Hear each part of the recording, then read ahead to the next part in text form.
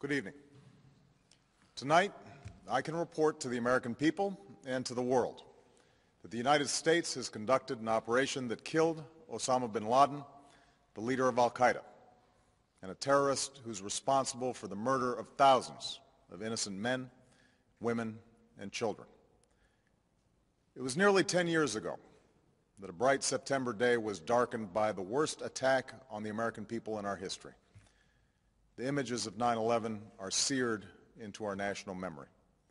Hijacked planes cutting through a cloudless September sky, the Twin Towers collapsing to the ground, black smoke billowing up from the Pentagon, the wreckage of Flight 93 in Shanksville, Pennsylvania, where the actions of heroic citizens saved even more heartbreak and destruction. And yet we know that the worst images are those that were unseen to the world. The empty seat at the dinner table, children who were forced to grow up without their mother or their father, parents who would never know the feeling of their child's embrace, nearly 3,000 citizens taken from us, leaving a gaping hole in our hearts. On September 11th, 2001, in our time of grief, the American people came together. We offered our neighbors a hand, and we offered the wounded our blood. We reaffirmed our ties to each other and our love of community and country. On that day, no matter where we came from, what God we prayed to, or what race or ethnicity we were united as one American family. We were also united in our resolve to protect our nation and to bring those who committed this vicious attack to justice. We quickly learned that the 9/11 attacks were carried out by al-Qaeda, an organization headed by Osama bin Laden, which had openly declared war on the United States and was committed to killing innocents in our country and around the globe. And so we went to war against al-Qaeda to protect our citizens, our friends, and our allies. Over the last 10 years, thanks to the tireless and heroic work of our military and our counterterrorism professionals, we've made great strides in that effort. We've disrupted terrorist attacks and strengthened our homeland defense.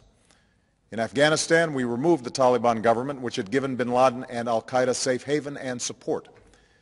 And around the globe, we worked with our friends and allies to capture or kill scores of al-Qaeda terrorists, including several who were a part of the 9/11 plot. Yet Osama bin Laden avoided capture and escaped across the Afghan border into Pakistan. Meanwhile, al-Qaeda continued to operate from along that border and operate through its affiliates across the world. And so shortly after taking office, I directed Leon Panetta, the director of the CIA, to make the killing or capture of bin Laden the top priority of our war against al-Qaeda, even as we continued our broader efforts to disrupt, dismantle, and defeat his network. Then, last August, after years of painstaking work by our intelligence community, I was briefed on a possible lead to bin Laden. It was far from certain, and it took many months to run this thread to ground. I met repeatedly with my national security team as we developed more information about the possibility that we had located bin Laden hiding within a compound deep inside Pakistan. And finally, last week, I determined that we had enough intelligence to take action and authorized an operation to get Osama bin Laden and bring him to justice. Today, at my direction, the United States launched a targeted operation against that compound in Abbottabad, Pakistan. A small team of Americans carried out the operation with extraordinary courage and capability. No Americans were harmed. They took care to avoid civilian casualties. After a firefight, they killed Osama bin Laden and took custody of his body. For over 2 decades, bin Laden has been al-Qaeda's leader and symbol and has continued to plot attacks against our country and our friends and allies.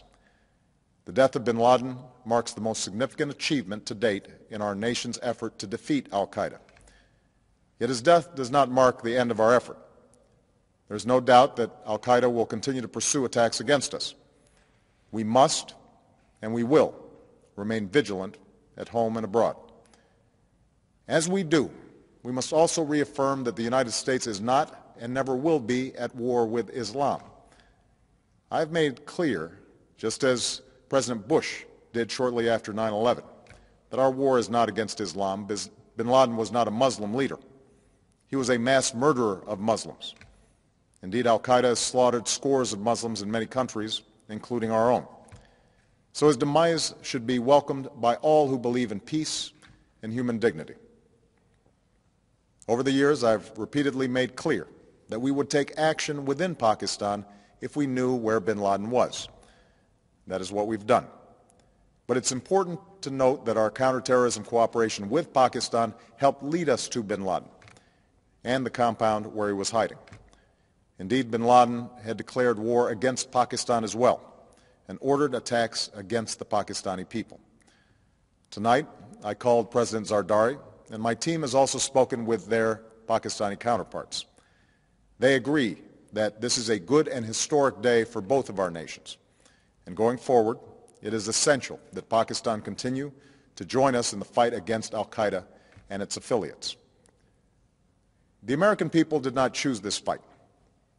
It came to our shores and started with the senseless slaughter of our citizens.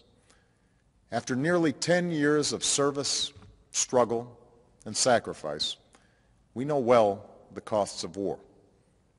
These efforts weigh on me every time I, as Commander-in-Chief, have to sign a letter to a family that has lost a loved one, or look into the eyes of a service member who's been gravely wounded. So Americans understand the costs of war. Yet, as a country, we will never tolerate our security being threatened, nor stand idly by when our people have been killed. We will be relentless in defense of our citizens and our friends and allies. We will be true to the values that make us who we are. And on nights like this one, we can say to those families who have lost loved ones to al-Qaeda's terror, justice has been done.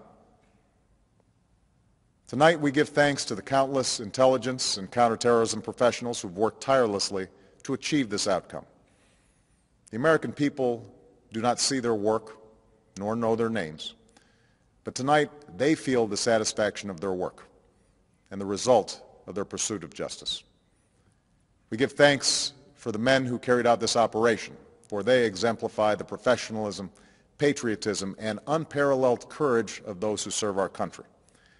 And they are part of a generation that has borne the heaviest share of the burden since that September day.